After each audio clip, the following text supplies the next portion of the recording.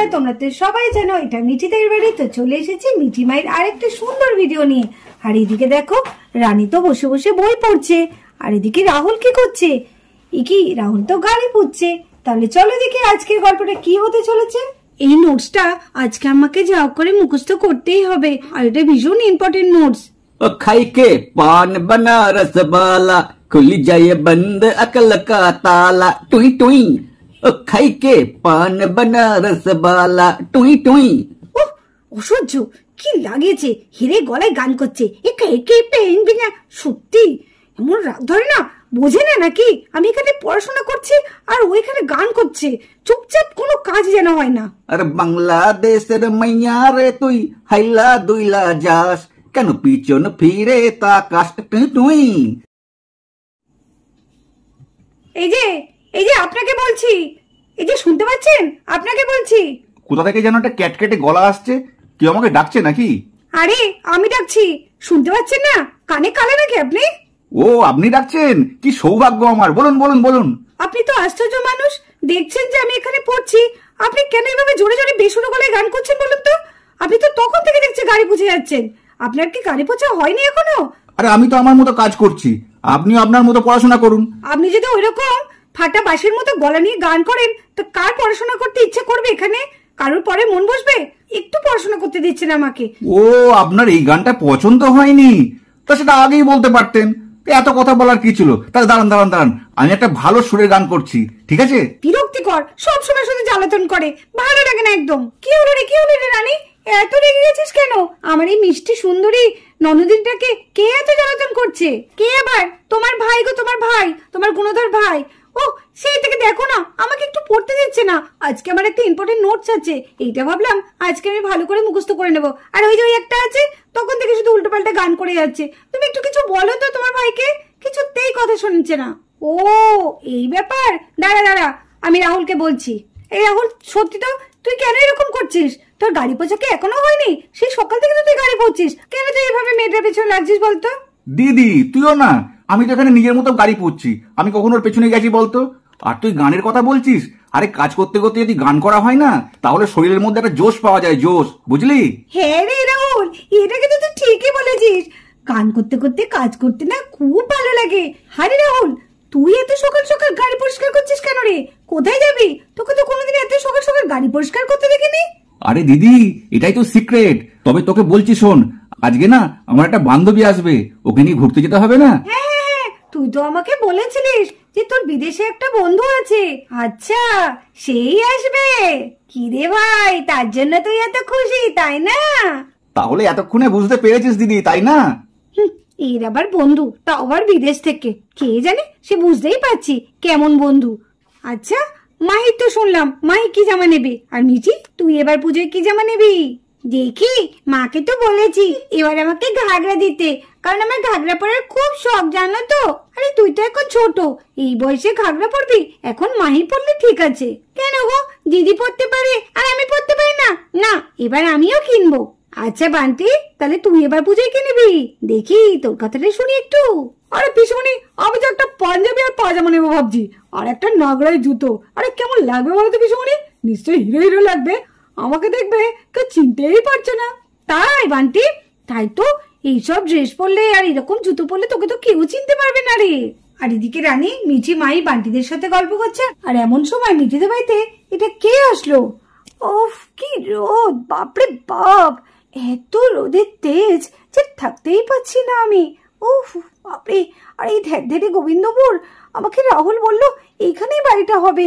উফ, অবশেষে একটা পেলাম তো বাড়ি। উফ, দেখেই কেমন লাগছে, কি গরম করছে, মুখে রোদটা লেগে। ও, আজকে আমার স্কিনটা পুরো পুড়ে গেল। রাহুল, রাহুল! এইভাবে রাহুল রাহুল বলে ডাকলে কে কেউ সাড়া দেবে? এ কি দেখছি, ওখানে একটা মেয়ে আছে। মেয়েটাকে দেখেই মনে হচ্ছে গেঁয়ো মেয়ে। না, যাই। Excuse me. এই মেয়ে, এই মেয়ে।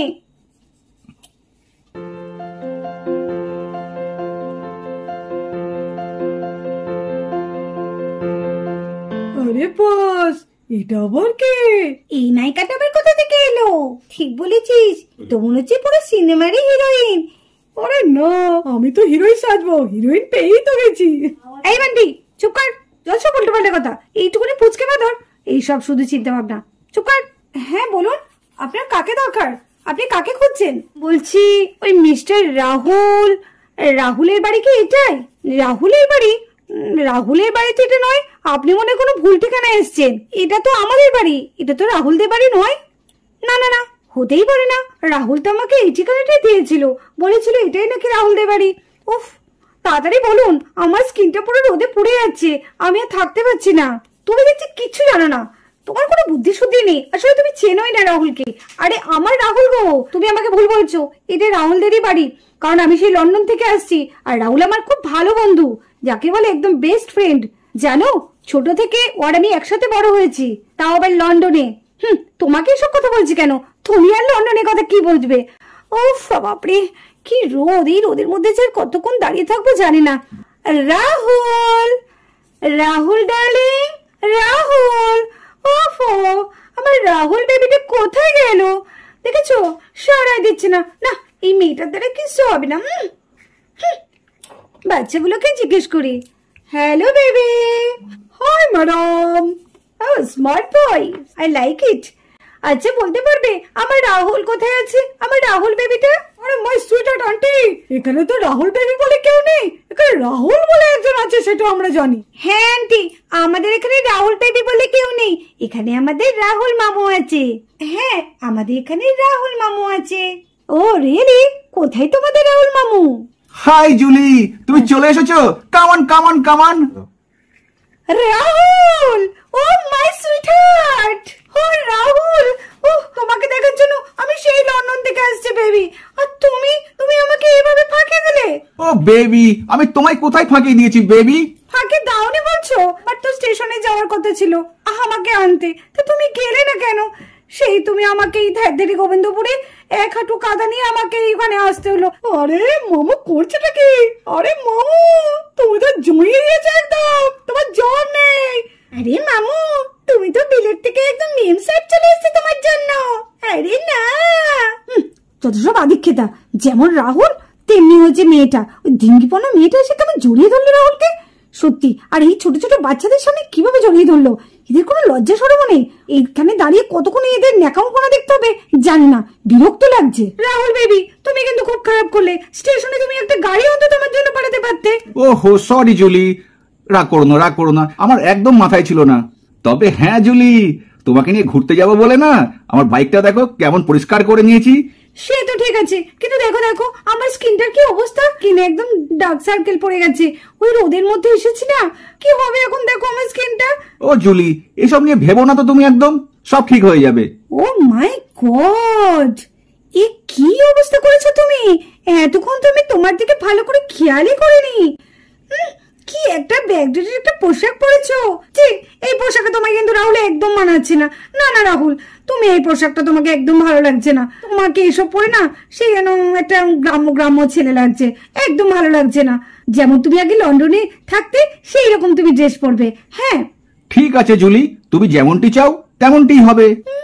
নেকা, তুমি যেমনটি চাও তেমনই হবে। পাঞ্জাবিটা পরে কত ভালো লাগছে। কোথা থেকে এই মেয়েটা এসে বলে কি পাঞ্জাবিটা পরে ভালো লাগছে না? চোখ আছে নাকি? চোখ থাকলে তো তো আর ও যা বলছে সেটাই মেনে নিচ্ছে। হ্যাঁ হ্যাঁ, তুমি যা বলেছো তাই হবে, আমি তোমার মতো করেই পড়বো। পড়ুকা, যা করে করুকা, আমি এসব কেন ভাবছি? না না, এদের এই সার্কাস আমার দেখতে ইচ্ছা করছে না, যাই আমি চলে যাই। আরে আরে আরে আরে আরে রানী, কোথায় যাচ্ছ তুমি? কেন, কিছু বলবেন? আমার অনেক কাজ আছে, তাই আমি ভেতরে যাচ্ছি। আরে আমার বন্ধুর সঙ্গে একটু আলাপ তো করে যান। আপনার বন্ধুর সঙ্গে আলাপ করার আমার বিন্দুমাত্র ইচ্ছে নেই। আরে সেটা বললে হয় নাকি? বাড়িতে একজন নতুন অতিথি এসছে, তার সঙ্গে পরিচয় করতে হবে না? আসুন আসুন, আপনার সঙ্গে পরিচয় করিয়ে দিই। এই দেখো জুলি, এটা হচ্ছে রানী।